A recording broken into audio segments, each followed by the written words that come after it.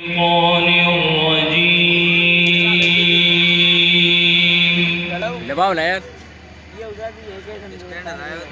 بسم الله الرحمن الرحيم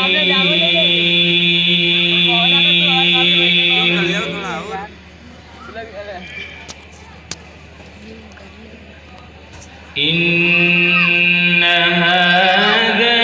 القرآن يهدي للتي هي أقوم ويبشر المؤمنين الذين يعملون الصالحات أن لهم أجرا كبيرا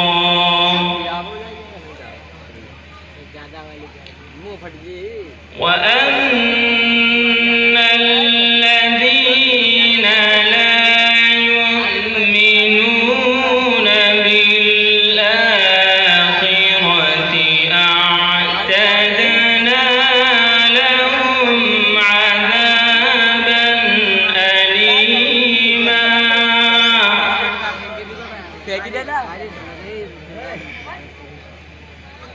ويدعو الإنسان بالشر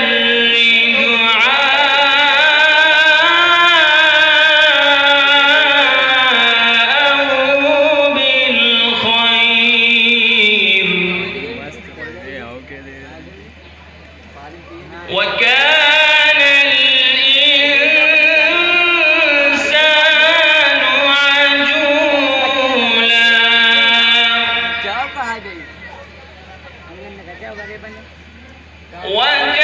وجعلنا الليل والنهار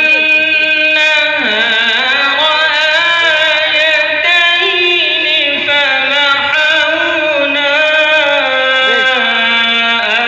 آية الليل سبحان الله فمحونا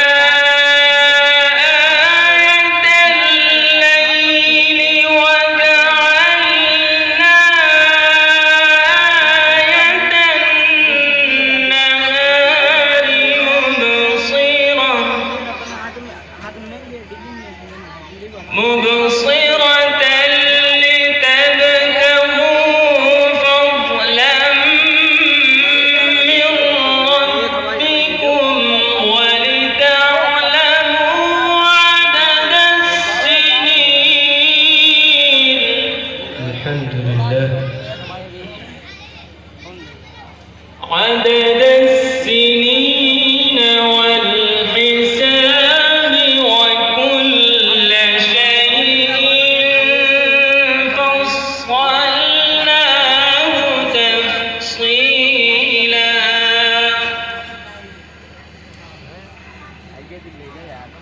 وكل إنسان ألزمناه طائره في عنقه ما شاء الله في عنقه ونخرج له يوم القيامة كتابا يلقاه منشورا سبحان الله اقرأ كتابك اقرأ كتابك كفى بنفسك اليوم عليك حسيبا الله من اهتدى فإنما يهتدي لنفسه